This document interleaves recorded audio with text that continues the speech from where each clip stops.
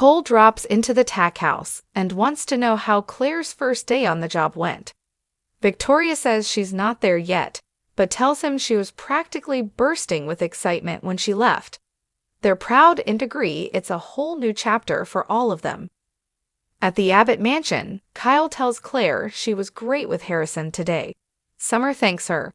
Claire wants to know how the trial went.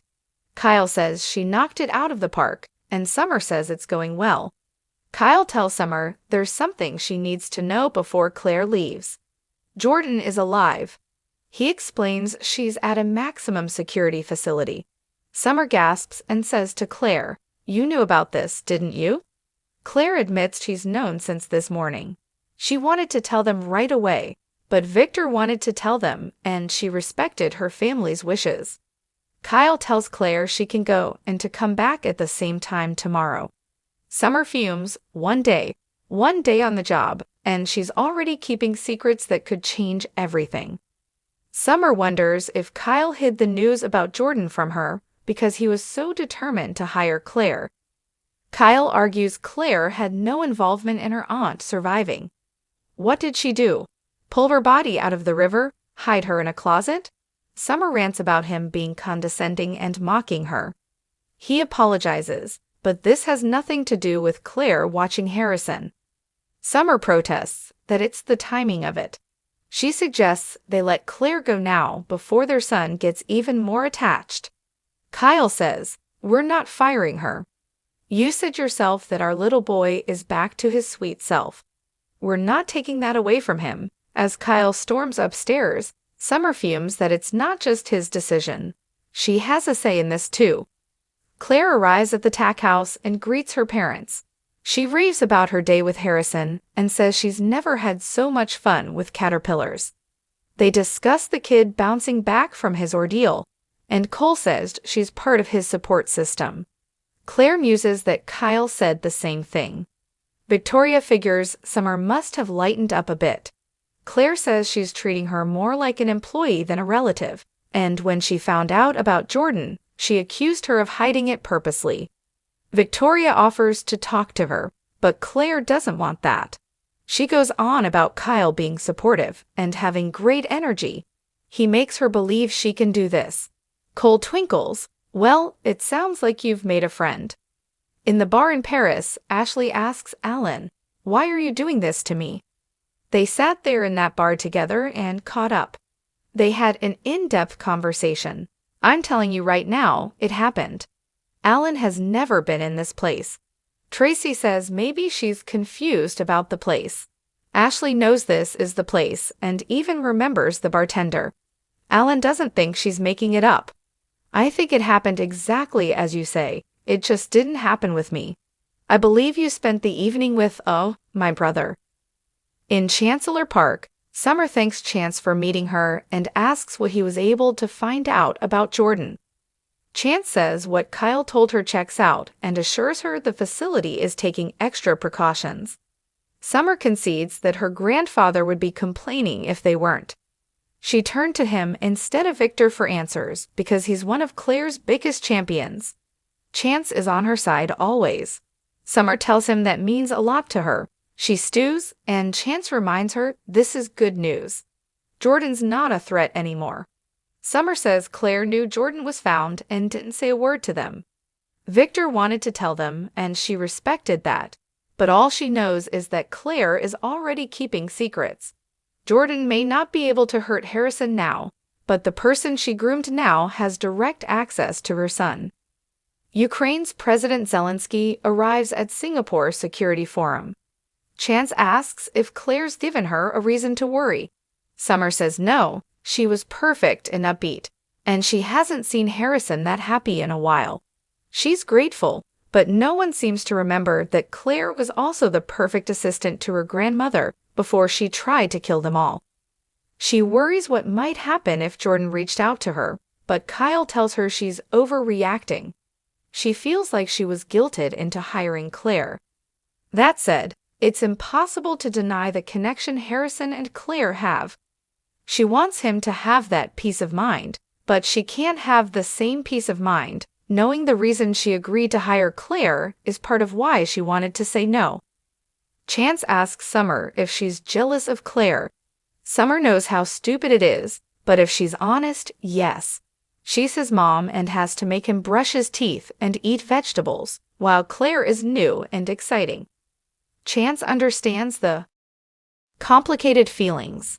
Summer says Harrison was practically doing cartwheels when Claire showed up with brownies. So did Kyle, and she doesn't think it was about the treats. Chance asks if he should be worried she's jealous about Kyle too. Summer reassures him, and they express how happy they are with each other. She admits that Harrison invited Claire to go on the Ferris wheel, not her, however. Chance realizes she's starting to feel like she's on the outside looking in. In the tack house, Claire heads upstairs and Cole remarks on how happy she seems. Victoria frowns. Kyle: I want Claire to make friends, of course, but I'm not sure he's the right choice. His relationship with Summer: they have a complicated history. Summer's not completely on board with Claire being the nanny, so she'll be at the center of the friction. Kyle's also not had the best judgment. He's been divorced more than once and dated that shark Audra Charles. Cole thinks Victoria is being a mom, and maybe just a little overprotective. She's made a real friend, and that's what she needs. Victoria knows he's right and promises not to worry anymore. When did you get so wise? She asks. Cole's just trying to be a good dad. Victoria tells him he's a great dad. Just then, Cole gets summoned by Victor to the main house and tells Vicky he'll check back in later.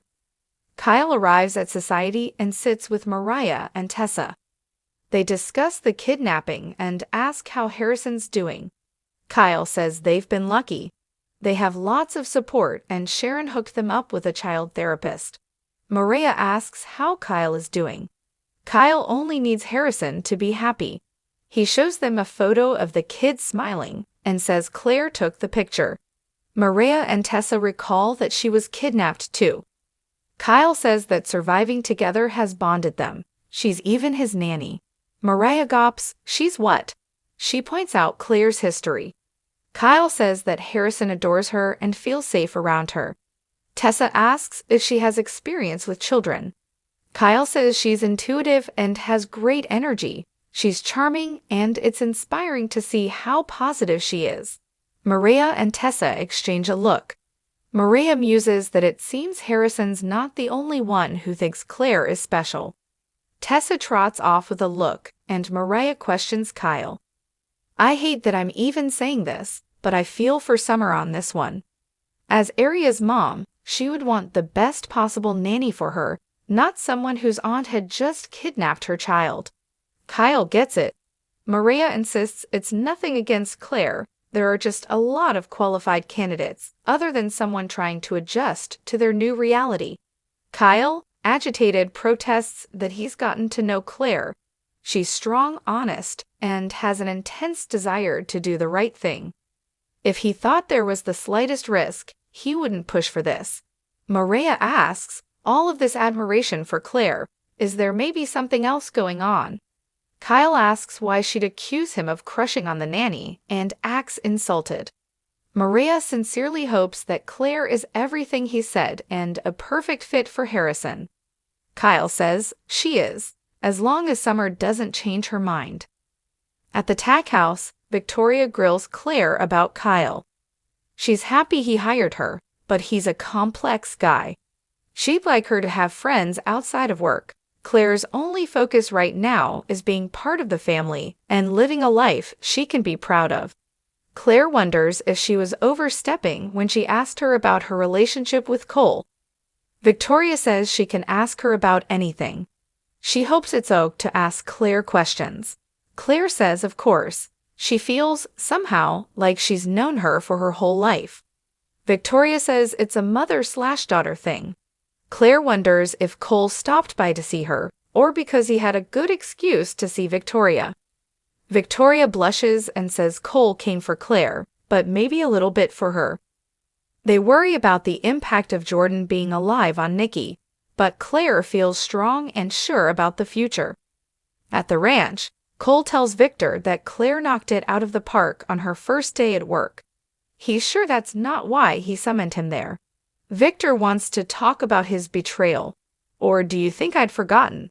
Cole argues he was protecting him and the family from what might have happened if Jordan had been discovered downstairs. Victor complains he followed him in his own home. You went behind my back. You were about to free Jordan.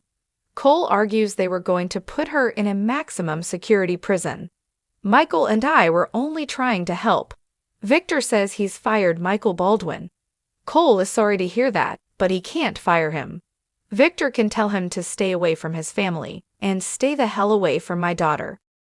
At Ashley's apartment, Alan explains that he wanted to leave the bar in case his brother showed up.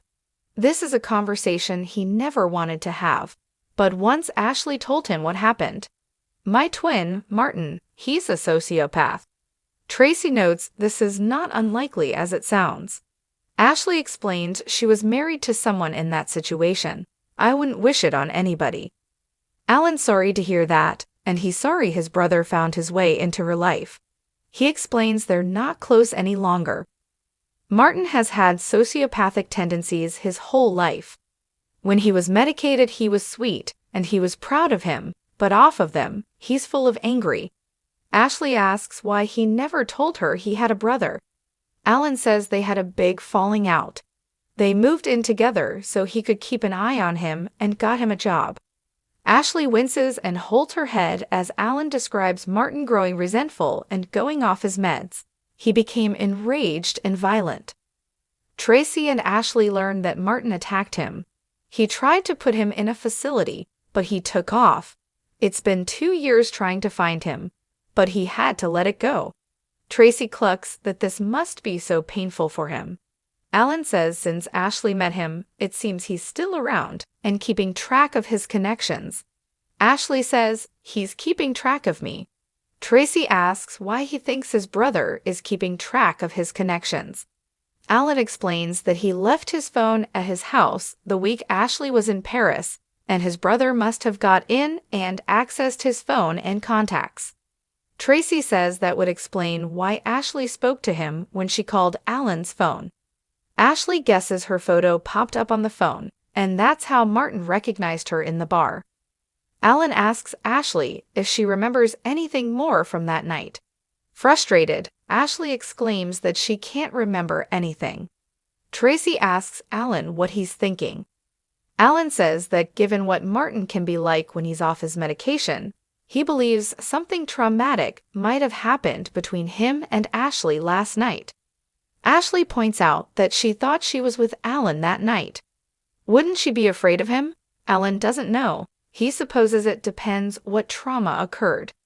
Tracy says if they find that out, it will not only help Ashley, but it will lead Alan back to his brother.